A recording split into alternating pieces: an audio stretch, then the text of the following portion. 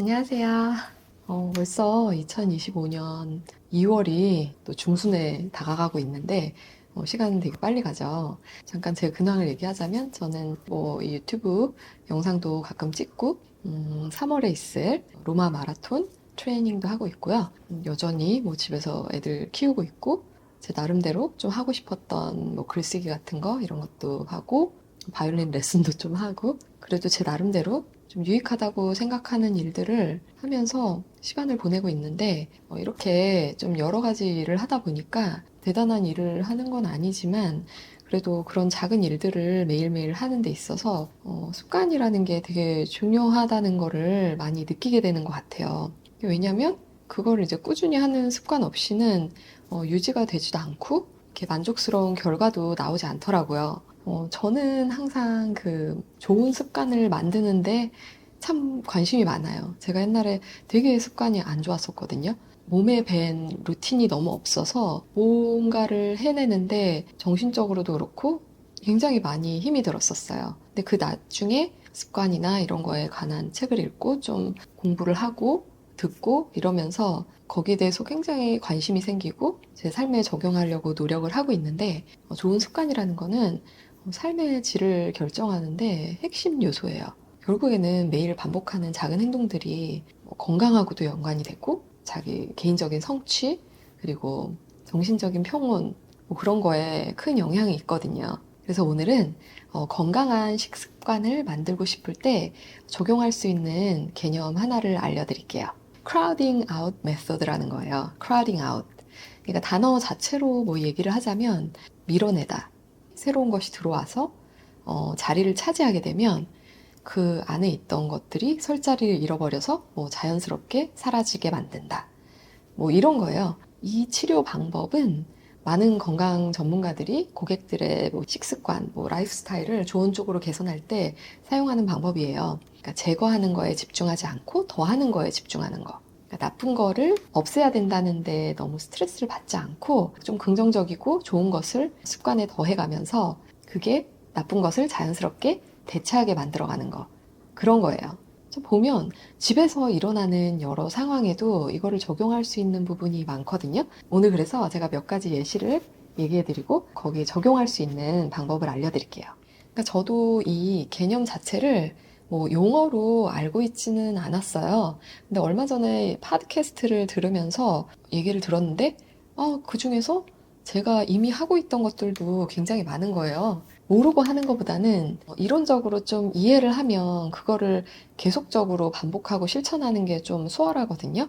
그래서 그 팟캐스트에서 그 사람이 헬스 코치인데 고객이 한 명 있었대요. 근데 그 고객은 자기를 망치는 그런 나쁜 습관들이 너무너무 많았는데 그 중에 하나가 이제 소다를 너무 많이 마시는 거예요. 맨날 탄산음료를 먹는 거예요. 그러니까 탄산음료가 설탕물이잖아요. 설탕물도 아니고 진짜 안 좋은 그런 과당물인데, 그래서 물은 전혀 안 마시고 소다만 너무 많이 마셔서 그냥 처음에는 두고 봤대요. 얼마나 마시는지. 그러고 고객하고 얘기를 한 거예요. 근데 우리 소다를 그만 마셔보자. 이 얘기를 하는 대신에 그럼 앞으로는 너가 소다를 100ml 마실 때 물을 200ml를 마셔봐라. 이런 식으로 제안을 했어요. 첫 번째 단계였는데 여전히 계속 소다 100ml를 마시면서 물을 마시는 거예요. 근데 그게 이제 시간이 지나갈수록 사실 그렇게 많이 먹으면 물배 차잖아요. 그러니까 나중에는 예전만큼 탄산음료를 많이 먹을 수가 없는 거예요. 점점점 물의 섭취를 늘리거나 이러면서 소다를 먹는 습관이 자연스럽게 좀 사라지게 만든 거예요. 그러니까 이게 대표적인 크라우딩 아웃의 예예요. 그래서 이걸 듣고 내가 하고 싶었던 게 있네 하고 생각한 게 애들을 먹일 때 그거를 참 많이 적용을 했었어요. 저라고 해서 다 홈메이드 음식을 먹고 그런 게 아니거든요. 그리고 애들도 학교에 다니고 친구들을 만나고 자기들의 사회생활이 있기 때문에 집에서 제가 너무 그렇게 까다롭게 엄마가 해준 음식만 먹어 이러면 사이가 좋을 수가 없어요. 그러니까 애들도 가끔 패스트푸드도 먹고 그리고 집에서 냉동 피자도 먹고 이래요. 사실 마음이 그렇게 썩 좋진 않죠. 그래서 냉동 피자 이제 데워지는 오븐에 데우는 시간 동안 샐러드를 만들어요. 애들은 보통 뭐 이파리 샐러드 이런 걸 별로 안 좋아하고 저희 아이들이 좋아하는 그런 샐러드 재료들이 있어요. 예를 들면 뭐 토마토, 오이, 아보카도 이런 것들은 잘 먹거든요. 썰어서 애들이 좋아하는 그냥 엑스트라 버진 올리브 오일, 와인 식초나 발사믹 식초 이런 걸 이렇게 좀 뿌린 다음에 피자가 데워지는 동안에 먼저 테이블에 갖다 놔요. 애들이 먹기 시작하잖아요. 입맛에 맞으니까 많이 먹어요. 그래서 많은 경우에 그걸로 한 그릇 먹고 이러면 배가 어느 정도 찬단 말이에요. 그럼 그 다음에 피자를 주면 피자만 줬을 때보다 한 절반 정도는 덜 먹어요. 이것도 크라우딩 아웃 개념을 적용시킨 좋은 예죠. 그러니까 좋은 음식으로 먼저 배를 채운 다음에 나중에 가공식품이 들어올 자리를 조금만 허락해 주는 거. 그래서 이런 것들도 생활에서 쉽게 적용하실 수 있는 부분이고요. 그리고 애들이 학교 갔다 오면 물론 뭐 밖에서 사온 아이스크림 먹을 때도 있고 초콜릿 꺼내 먹을 때도 있는데 그래도 가끔 제가 베이킹을 해가지고 그냥 테이블에 내어놓을 때가 있어요. 와서 이거 먹어볼래? 하면 먹겠다 그래요. 제가 먼저 좋은 거를 제안을 하는 거죠. 그게 아무래도 뭐 테이블 앞에 이렇게 눈에 보이면 먹겠다고 할 확률이 높거든요. 그럼 그렇게 하면 좋은 걸로 먼저 배를 채우게 해서 나중에 좀 정크 푸드를 안 먹을 수 있게 또 만들 수 있죠. 또 주말 같은 때 가끔 도너츠 같은 거 먹고 싶어 해요. 뭐 도너츠 하나 먹어서 좀 에너지가 안 되잖아요. 그래서 저는 좀 단백질 같은 걸 먹이고 싶단 말이에요. 나가서 먹기 전에. 그럼 그냥 뭐 어려운 거 말고 달걀 하나 삶아요. 나가서 도너츠 사 먹기 전에 달걀 하나만 먹자. 이러면 그냥 다들 군말 없이 하나씩 먹거든요. 달걀 하나로 좀 영양가를 채워줬으니까 도너츠 먹는 양이 약간 좀 줄어들어요.